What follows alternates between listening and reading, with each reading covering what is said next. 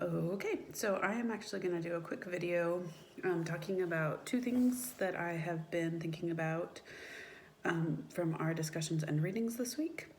Well, for the past 2 weeks, rather, and I'm doing it in this format because I feel like it's stretching me. I'm generally somebody who prefers to write. So I will speak through my thoughts and hopefully they will, I will be more present for them. So the two things I have really felt are takeaways from the first two sets of readings and from our discussions in class are one, the ethics and the use of data.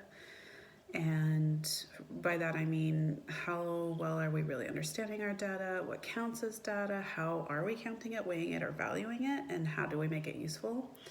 And then the second thing is the perceived neutrality of data and data organization and kind of the power it holds culturally. So in terms of the first one, kind of the ethics and the use of data, I'll just talk about some of the readings here. The Putnam piece really hit me where it was talking about using digitized texts, for example, as data and how we're citing those things. So this is a quote from Tom Hitchcock within the piece that says, "The vast majority of both journal articles and early modern 19th century printed sources are now accessed online and cherry-picked for relevant content via keyword searching. Yet references to these materials are still made to a hard copy on a library shelf, implying a process of immersive reading." So that's a really interesting aspect of it there because, one, those aren't data that you would usually count as data, but it's picking out an issue of representation and how data is represented, or how the sources or the things that make up the scholarship that we do is presented to the general public.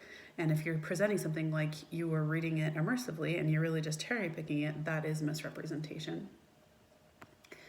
I think a lot of this has to do with and a lot of the ethics of data have to do with realizing that people are part of this process. And when you say data, it seems to abstract people from that.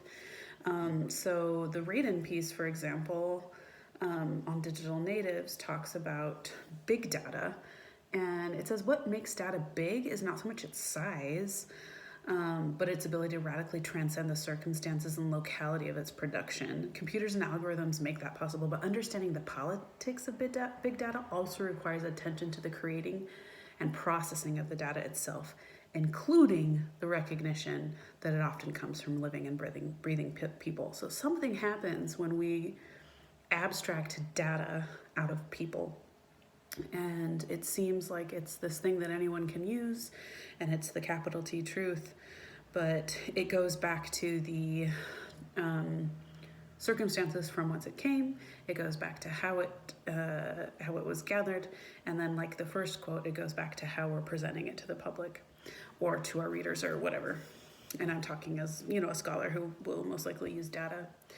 So ethics of use of data was one of the strains, and then the second was the perceived neutrality of data and data organization. And I feel like we really got a lot of that in the Algorithms of Oppression piece, where Noble says, "Those who have the power to design systems, classification, or technical hold the ability to prioritize hierarchical schemes that privilege certain types of information over others."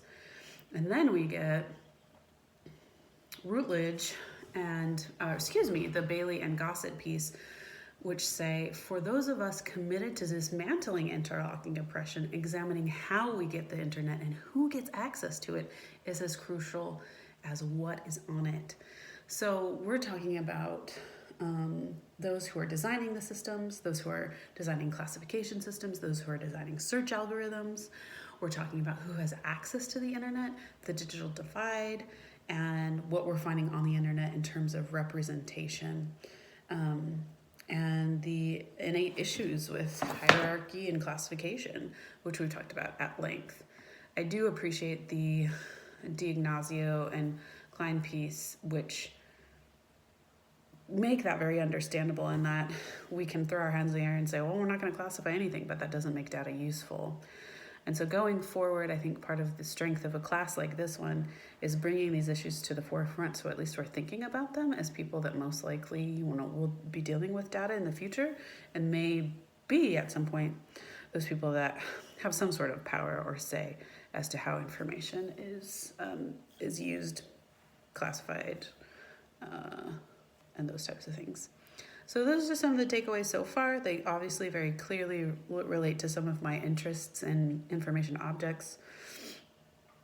I also just wanted to say very quickly that I really liked the different modes of reading. So I was hoping we could get that emailed to us or something, that slide, because I've actually been using it in other classes. I think it's been a really helpful exercise to think of reading, even like in a rhetorical way, those different modes of reading. So